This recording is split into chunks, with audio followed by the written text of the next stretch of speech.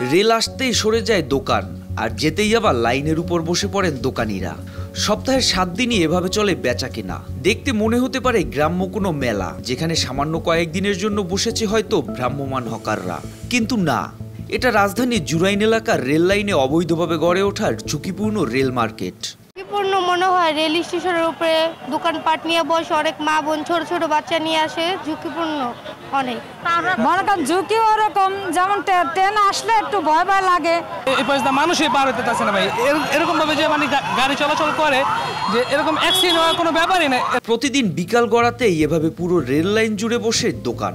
Bashundhara Dier pant এখন আরো উন্নত। এই হট এয়ার থ্রো টপ শীত দ্রুত শোষণ করে সোনামণিকে দেয় কোমল অনুভূতি। আর ক্রেতাদের পদচারণায় গভীর রাত অব্দি সরগরম থাকে বেচা কেনা। এখানে দখলদারিত্ব এমন পর্যায়ে পৌঁছেছে যে খোদ রেল সিগন্যাল অফিসের বিদ্যুৎ সংযোগে আলো জ্বলছে এসব দোকানে। রেল আসলে আমরা ওই বাসি সিটি দেই, বাসি সিটি দিয়া লোকজন থাকলে সরাই দিই। দায়িত্বরত রেল সংশ্লিষ্টরা বলছেন হকারদের ভয়ে জবুথবু অবস্থা তাদের, আর স্থানীয়রা বলছেন নারী শিশু সহ পথচারীরা ঝুঁকি নিয়েই এখানে কেনাকাটা করছেন। একজোর হয়ে আমাদের কাছে মারতে আসে, আমরা এগুলো অনেকদের সরাইতে বলছি। এমনকি ওই যে দেখেন ওইখানে সাইনবোর্ড টানানো আছে, ওই সাইনবোর্ড ওই যে ওইখানে একটা এগুলো সরাই আমার দোকানদারি করে। সেনাবাহিনীও আসে ভাঙা দিয়ে, দোকানদাররা সব এক তো। আমরা এসেন লোক এনে অল্প সংখ্যা, আমাদের অফিসাররা আসে আইসা ভাঙা ট্যাঙ্গা দিয়ে যায়, আবার তারা এসে বসে। দোকানদাররা দিক দিয়ে রোডে বসে করে, এর জন্য এটা ঝুঁকিপূর্ণ। আমরা চাই শান্তি, দিন দোকানপাট না বসুক। তবে হকারদের দাবি, আগে নিয়মিত চাঁদা দিলেও এখন কেউকে চাঁদা দিতে হয় না। আগে আমার দুইটা দোকান একসাথে ছিল, তো আমার দৈনিক দুইটা দোকানে 500 টাকা শুধু চাঁদা দিতাম। আরও অন্য চাঁদা আছে, মানে মিলাই জিলে মোটমাট দৈনিক 850 টাকা চাঁদা দিতাম আগে।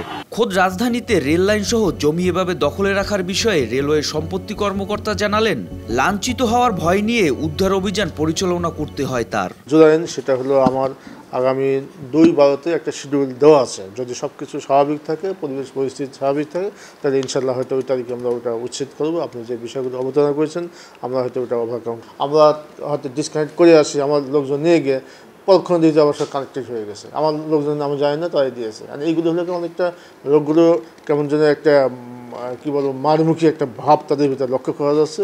নিজস্ব ম্যাজিস্ট্রেট ও রেল পুলিশ থাকতেও এমন মন্তব্য কি চাঁদাবাজি বৈধ করার চেষ্টা কিনা প্রশ্নে তিনি বলেন, যেটা কোশ্চেনটা অবতরণ করেছেন, এটা আমিও শোনার পরে আমি এরকম একজনকে আমি যারা কর্তৃত্ব নিয়ে থাকে তাদেরকে ডাকছিলাম এই আমার অফিসে, এসে বলছিলাম যে আপনার আমি শুনছি এত এরকম কালেকশন করেছেন, এগুলো নাকি আমার এই বিল্ডিং বা আশেপাশে কোথাও দিয়েছেন, তো কি আপনি কি এই রুমে আসছেন, কাউকে দিয়েছেন বলেন তো? তো বলছে যে আমি এই প্রথমে এই রুমে আসলাম, আপনাদের কারো টাচ করেন। ওই তো ওই রকম ভায়া মানে ভায়া শোনা যায়, তো অনেক লেয়ার থাকে, লেয়ার হয়তো বলে যে ঠিক আছে আমরা ম্যানেজ করবো, আসলে এত দূর আসে না। তবে রেল পুলিশের ঢাকা জেলার এসপির দাবি, রেলওয়ের অবৈধ দখলদার উচ্ছেদ অভিযানের নিরাপত্তায় প্রস্তুত তারা। ওনারা যখনই আমাদেরকে এরকম অবৈধ দখলদার বিরোধী কিংবা হকার বিরোধী অভিযান করবে, আমরা সর্বতোভাবে তাদেরকে সবসময় নিরাপত্তাটুকু দিয়ে আসছি। এরপরেও প্রশ্ন থেকেই যায়, রেলের জায়গায় এমন ঝুঁকিপূর্ণ দখলদারিত্ব আর কতদিন? কবেই বা জুরাইনের এই রেল লাইন ফিরবে স্বাভাবিক চিত্রে?